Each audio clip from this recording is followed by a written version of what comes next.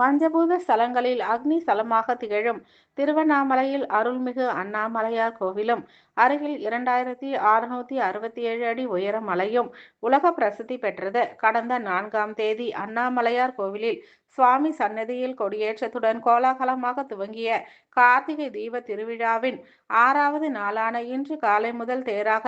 விநாயகர், முருகர், அதைத் தொடர்ந்து பெரிய தேர் எனப்படும் அண்ணாமலையார் தேர் 90 அடி உயரமும் சுமார் 8 டன் எடையும் கொண்ட பெரிய தேர் பல்லாயிரக்கணக்கான பக்தர்கள் ஆண்கள் ஒரு புறமும் பெண்கள் ஒரு புறமும் வடம் பிடிக்க பெரிய தேர் வேத மந்திரங்கள் ஓத அண்ணாமலையாருக்கு அரோகரா கோஷத்துடன் மாட வீதியில் தேரோட்டம் துவங்கியது.